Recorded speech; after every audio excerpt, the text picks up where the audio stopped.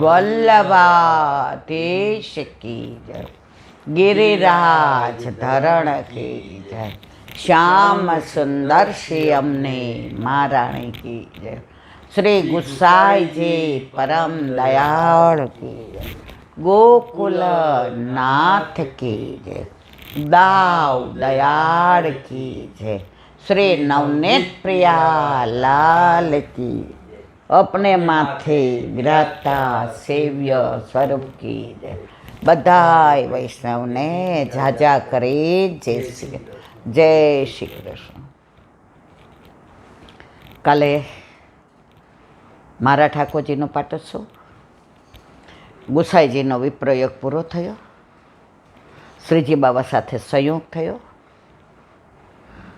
जे सारस्वत कल्पनी लीला निकुंजनी ललिता चंद्रावलीजी सामनीजी अने ठाकोरजी अने सामनीजीए कह्युं तू जा तू भूतल पर पड़ ए लीलानुं अनुसंधान गुसाईजीने 6 महीनानो विप्रयोग आपी अने चंद्रावलीजीए पोतानी निकुंजमां 6 महीना राख्या हता ए विरह करायो।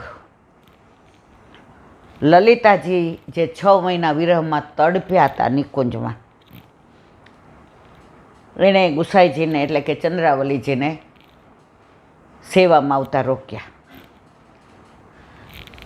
तो मारा वाला वल्लभ होय गुसाईजी होय आ बधी लीलानुं अनुसंधान छे। बाकी कोनी त्रेवड़ छे गुसाईजीने रोकी शके। आजे राजनगरमां पेली धोળકાની राणी एणे गुसाईजीने पकड़वा एना हाकीमने मोकलो के जा ए फकीरने लई आव। अहीं आव्या ने गुसाईजीने स्वरूप जोयुं तेज ने आभा ने प्रकाश ने पुंज ने सौंदर्य ने माधुर्य ने साक्षात पोतानुं पाघड़ी काढीने चरणमां मूकीने दंडवत कर्या। आव्या ता पकड़वा पण एने फकीरना दर्शन न थया, साक्षात पुष्टि पुरुषोत्तमना थया। केम आवुं थयुं? तो के अमारा गाममां 3 वर्षथी वरसाद नथी वरस्यो। तो के तमे जाशो अहींया बार पड़शो जशो त्यां सुधी तो भींजाई जशो, पहोंचीने एटलो वरसाद पड़शे अने खरेखर एटलो पड्यो। हवे यवन हतो, महाराज कांई कृपा करो। हवे एने कांई ब्रह्म संबंध देवानुं हतुं नहीं। सोपारी हती दीधी के ले। आने तो एटली आसक्ति थई गई गुसाईजीमां ए सोपारीने पोतानी पाघमां बांधी दीधी। एने धरीने ले बधुं ना खावानुं छोड़ी दीधुं अने हिंदुनी जेम रहेवा मांड्यो। अने राणीने कीधुं के आपणे भूल हती, आ कोई फकीर नथी अने आ कोईने वशमां नथी करता। एनुं स्वरूप जोईने आपणे ज वशमां थई जाय। 3 वर्षथी वरसाद नहोतो अने जुओ केवो वरसाद पड्यो अने ए द्वारा ए राणी शरणे आवी। हवे एने लीलाम जवानो समय थयो। कोने? ओला यवनने। हवे सोपारीनुं महात्म्य समजता हता के मारा गुसाईजीए मारा प्रभुए आपी छे એટલે મારી જ્ઞાતિ મારે કોઈને આપવી નથી, મારા વાત કોઈને કરવી નથી। એણે જોયું કે હવે હું લીલામ જઈશ। એ સોપારી તુલસા ક્યારામાં દાટી દીધી કે મારા પ્રભુને આ સોપારી સાચવી શકે તો તુલસી બૈયા। હવે આવા ગુસાઈજી જે ઓલી વાણિયાની વહુને ખોટો ન્યાય આપીને ફાંસી દેવાનો હતો સુરતની, આ વાર્તા બધા જાણો છો એટલે મારે નથી કહેવી। એને ન્યાય અપાવડાવ્યો અને ઓલા સેનાપતિને જેલમાં નાખ્યો। આવા તો હજારો દાખલા સવાર સુધી ચાલે। હવે એવા સાક્ષાત પૂર્ણ પુરુષોત્તમ ગુસાઈજીને કોઈ સેવામાં જતા અટકાવી શકે ખરા મારા વાલા? પણ આ બધું સારસ્વત કલ્પની લીલાનું અનુસંધાન। ગુસાઈજી છે એ સંયોગ સ્વરૂપ છે અને વલ્લભ છે એ વિયોગ સ્વરૂપ છે. તમે જોજો ગુસાઈજી 16 શણગાર જ થઈ જશે. એ કોઈ દિવસ તમને સફેદ ધોતી ઉપરણામાં કોઈ ચિત્રજી નહીં દેખાય. એ કેસરી ધોતી ને ઉપરણો ને તમે જુઓ તો અંબોડો વાળો હોય ને, ગળામાં એટલા માળાજી હોય ને, હાથમાં કંકણ હોય ને, કાનમાં તમે જુઓ તો કર્ણફૂલ હોય ને, તિલક હોય ને, આમ આપણે જોઈએ તો આપણે રાજી થઈ જઈએ. અને આપણા વલ્લભને કોઈ જાતના શૃંગાર તો નહીં, પણ સીવા વિનાના ધોતી બંડી, ચરણમાં બી કશું જ નહીં. છતાંય બેઠકોમાં બધા વલ્લભના મનોરથ કરે છે. હવે આપણા વલ્લભે તો કોઈ દી આવું કંઈ કર્યું જ નહોતું. ખેર, આ બધું આપણો વિષય નથી. તો કાલે આપણે એ લીલાનું અનુસંધાન, ગુસાઈજીને પાછો સંયોગ થયો, એમ અમારા જેવા જીવ પણ કરોડો વર્ષોથી પ્રભુથી વિખૂટા પડ્યા હતા. કદાચ સૃષ્ટિનું પ્રાગટ્ય થયું ત્યારના મારા જેવા જીવ રખડતા હશે, કારણ કે એટલા દોષ કર્યા હતા. બધાય દેવતા એ ના પાડી દીધી કે આ જીવને અમે ઉદ્ધાર નહીં કરી શકીએ. મારા વલ્લભે કીધું હું કરીશ. એટલે બધા એમ કે આના માટે આવ્યા, પણ હું તો કહું છું મારા માટે આવ્યા છે. કે આજે બ્રહ્મ સંબંધ તો વર્ષોથી લીધું હતું, પણ જેમ અત્યારે બધા એમ કે નાવો ઠાકોરજી પુરુષ નથી કરાવવા, એમ મને કોઈ બાળકો અથવા વૈષ્ણવ એમ કે ને ઈલાબેન દૂધ મિશ્રી, હું કહું ના, તો મારે નહીં, મારાથી સેવા થાય જ નહીં. મારે એ ગળા બંધણી ન પોસાય. હજી મારે વાર છે, મને ઘરડી થવા દો. પણ ઠાકોરજી કે માં ઘરડી થાય ત્યારે તારાથી કાંઈ નહીં થાય, અત્યારે થાય જ મારાથી ને કાંઈ.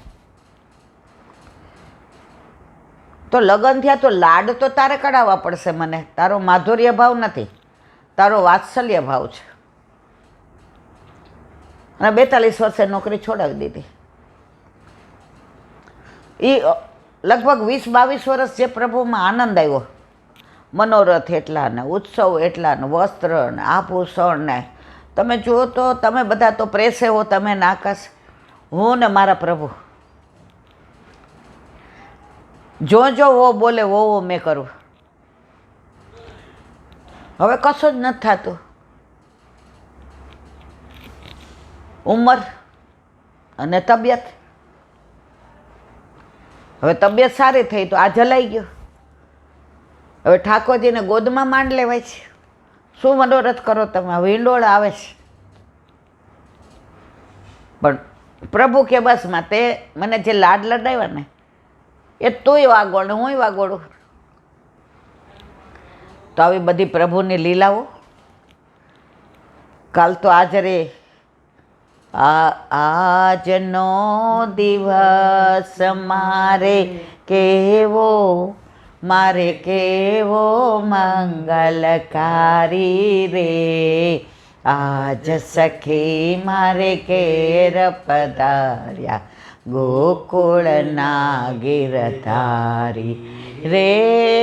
આજનો દિવસ સૂરજ ઉગ્યો, ચંદ્ર ઉગ્યો, થઈ રહ્યો પ્રકાશ. આજ સખી મારે ઘેર પધાર્યા ગોકુળના ગિરધારી રે. આજનો દિવસ મારે કેવો મંગલકારી રે. આજ સખી મારે ઘેર પધાર્યા ગોકુળના ગિરધારી રે. આજનો દિવસ કોઈ ગોપી માખણિયા લાવે, ગોરસ લાવે સાથ. માખણ દેખે કૃષ્ણ કનૈયો, માખણ દેખે કૃષ્ણ કનૈયો, નાચે તૈ થઈ તાલ રે, આજનો દિવસ મારે કેવો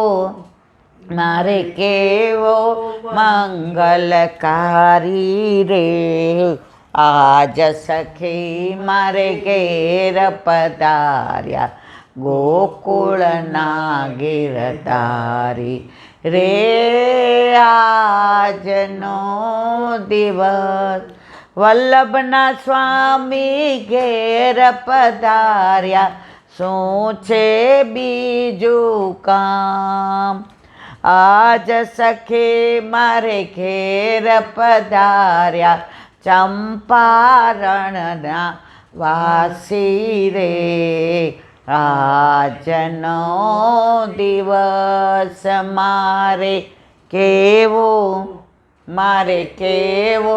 મંગલ, આજ સખી મારે ઘેર પધાર્યા, ગોકુળના રે, આજનો. તો આપણા જીવનમાં આવો આનંદકારી દિવસ પ્રભુ ઘેર પધાર્યા અને એનો પાટોત્સવ. જેના જેના ઘરે ઠાકોરજી પધારે છે, ખરેખર ઠાકોરજીને જેના ઘરે પધારવું હોય ને ત્યાં જ પધારે છે. અને આ સાંભળીને વૈષ્ણવનો વિરહ કેવો થાય. આજે એક બેનનો ફોન આવ્યો, હવે હું સૂતી હતી, પાછો બીજી વાર આવ્યો, ત્રીજી વાર આવ્યો. એનો વિરહ જોઈને મને આનંદ થયો. એ કહેલા બેન કાલે મારે ઠાકોરજી પુષ્ટ કરાવવા જવું હતું રવિવારે, અને આજે મારી નણંદની દીકરી. મેં તું કાંઈ વાંધો નહીં, તમારે આમાં કંઈ હોય નહીં. એ કે હા કાલે હું પુષ્ટ કરાવી આવું. મેં કીધું હા. અને રોવે કાલે નહીં જવાય. મેં તો જવાશે. તો જો આવો વિરહ હોય ને ત્યાં ઠાકોરજીને પધારવાની મજા આવે. આજે આપણા ઘરે કોઈ સગાવાલા આવે ને તો અમુક તમે જોજો આપણને એમ તો અરર, એની ઉર્જા જ પોઝિટિવ ન હોય, નિસાસો પડે. અને અમુક એવા આવે કે આપણને એમ થાય થોડાક દી રોકાય થારું. કાલે આ બધા વૈષ્ણવ આવ્યા, પ્રસાદ લીધો, હવે બધા કે તમે થોડીક વાર સૂઈ જાઓ, તમે ઓલું બહુ દુખે જ તમને તમારું મોઢું. મને એમ થાય કે બેઠા રહીએ ને જાય નહીં તો સારું. અને બધાય અલૌકિક વાતો જ કરતા હતા પોતાના જીવનની, કે પ્રભુ હારે કેવો આનંદ આવે છે અને પ્રભુ કેવી અદ્ભુત લીલા કરે છે. તો આવા વૈષ્ણવ આવે ને એ જાય ન ગમે. અને અમુક વંચકો આવે ને ત્યારે એમ થાય અરર, એનું તો બગાડીને જ આવ્યા છે, હવે મારો સમય એ બગાડે છે. તમારા વાલા કાલનો દિવસ જીવનનો શ્રેષ્ઠ. ઓલા લાફિંગ ક્લબમાં જાય ને ત્યારે છેલ્લે બોલાવડે, મારા જીવનમાં બધું શ્રેષ્ઠ અને કલ્યાણકારી છે. તો આપણા ઘરે આપણા માથે બિરાજતા આપણા ઠાકોરજીનું સ્વરૂપ જો નજર સમક્ષ આવે, એ વસ્ત્ર એ આભૂષણ એ કયા વનમાં ગયા હતા ને, કે એ હોય ને તો જ મારા જીવનમાં બધું શ્રેષ્ઠ અને કલ્યાણકારી છે. એ ના હોય તો કશું શ્રેષ્ઠ ને કલ્યાણકારી છે જ નહીં.